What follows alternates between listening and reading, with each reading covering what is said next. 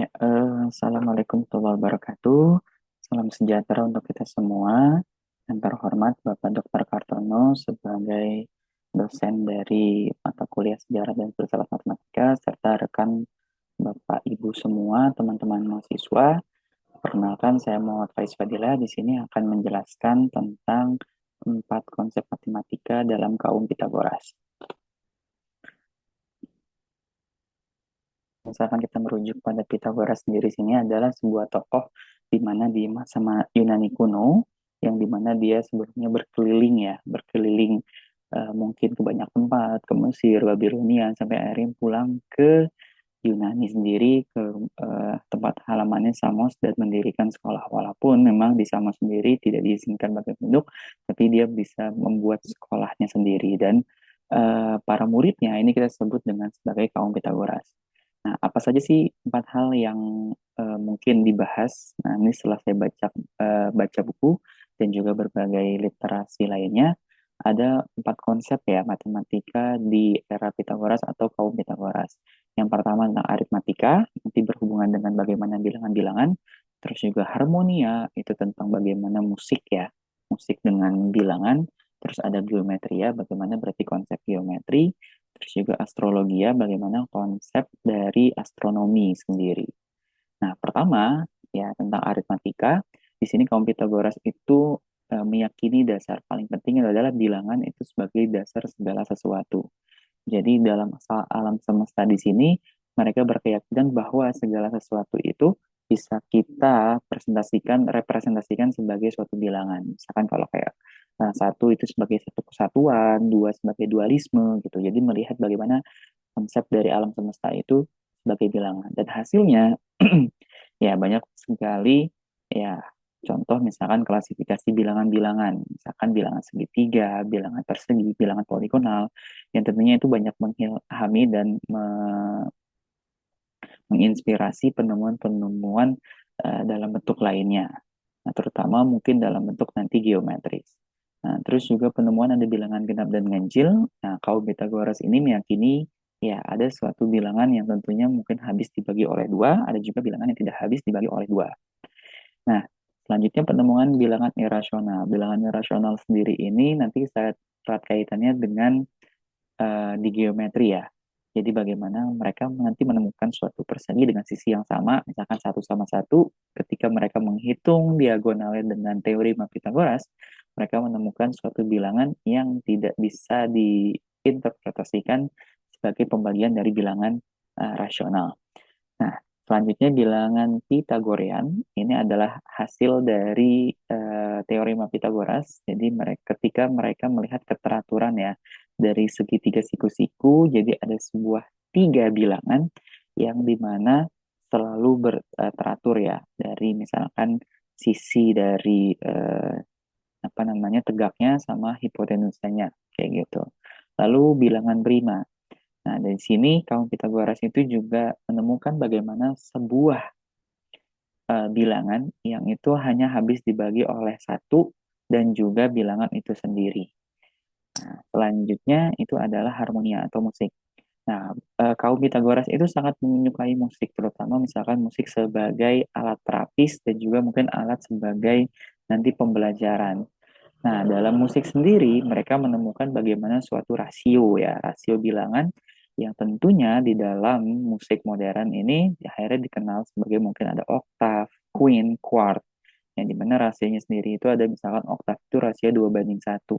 Yang contohnya misalkan sebuah senar, kalau dibagi dua, nanti nada yang dihasilkan akan ya menjadi oktav yang lebih tinggi. Ataupun di quint dengan rasio 3:2 akan menghasilkan interval quint sempurna yang nanti intervalnya yang sangat harmonis atau yang selanjutnya seperti itu.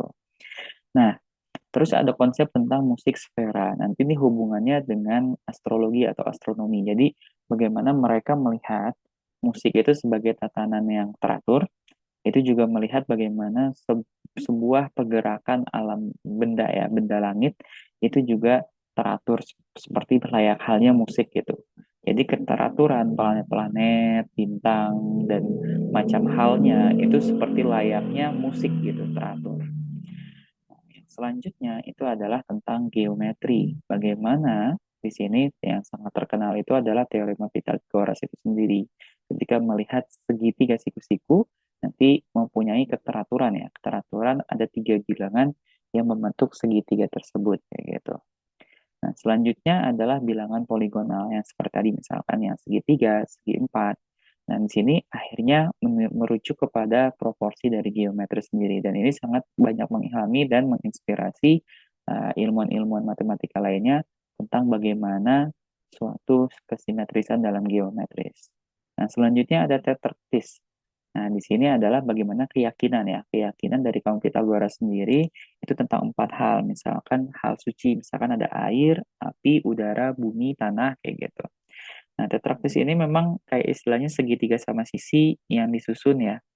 Dari empat baris, jadi mulai dari satu, dua, tiga, empat, nanti menjumlahkan jadi 10. Dan menurut Pitagoras sendiri ini adalah ya lambang kesempurnaan dan sumpah mereka, kayak gitu. Dan ini juga banyak yang menginspirasi, misalkan kayak bentuk nanti segitiga Pascal, ya bentuk seperti itu.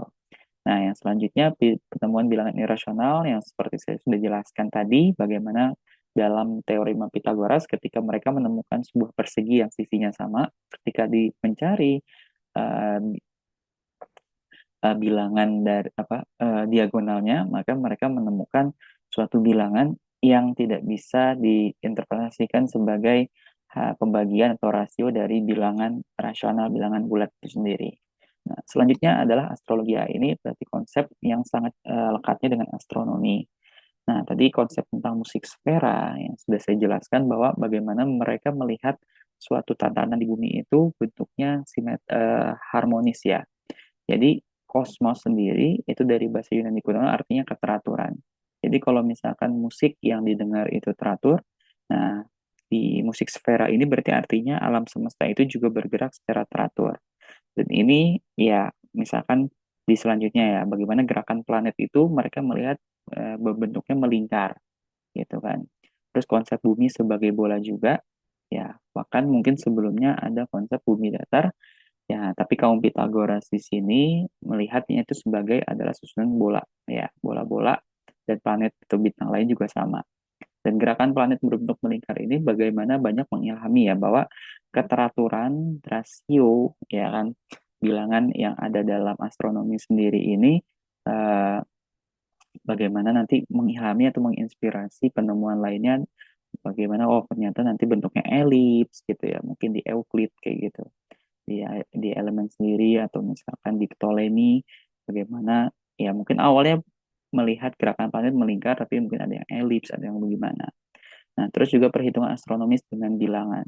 Nah, seperti kita tahu, gerakan-gerakan planet atau misalnya gerakan antara bumi dengan matahari sendiri-sendiri itu kan akan terjadi bagaimana pergantian siang dan malam, ya kan. Jadi mereka tahu ya bagaimana kok oh kalau siang ini dalam waktu bilangan rentang berapa jam sampai berapa jam. Atau misalkan perhitungan astronomis lain misalkan antara musim ya. Jadi mungkin kalau misalkan ada di Yunani ada 4 musim gitu, bagaimana mereka tahu nih rasio kalau mungkin ini musim semi, musim dingin, musim panas gitu. Dan perhitungan astronomis lainnya yang dicakupan dengan suatu bilangan. Nah, kesimpulannya memang empat hal di sini bagaimana kaum Pitagoras itu sangat melihat alam semesta sebagai konsep matematikanya. Misalnya kayak konsep aritmatika yang sangat erat dengan bilangan, ya bahwa segala sesuatu itu bisa kita melihat secara bilangan atau secara harmoni musik, ya itu mereka menemukan tentang ya rasio bagaimana bilangan itu sendiri gitu ya dan juga saling menyambung ke astrologi bahwa mereka melihat ada tadi musik sfera gitu, keharmonisan atau kekosmosan dari bentuk-bentuk planet. Nah, konsep geometri ini juga melihat bagaimana secara keteraturan ya, seperti dalam teorema Pythagoras melihat bagaimana keteraturan dalam segitiga siku-siku atau dalam proporsi geometris. Yang keempat hal ini itu sangat menginspirasi dan mengilhami penemuan-penemuan lain yang misalkan kayak Euclid gitu ya dalam buku karyanya Elemen atau misalkan Ptolemy gitu ya yang karyanya mungkin melihat nanti bentuk elips parabola yang semuanya mengilhami dari kaum Pythagoras sendiri. Oke, begitu yang bisa saya sampaikan. Terima kasih. Mohon Bapak masukannya Bapak Ibu sekalian. Saya akhiri. Assalamualaikum warahmatullahi wabarakatuh. Salam sejahtera bagi semua.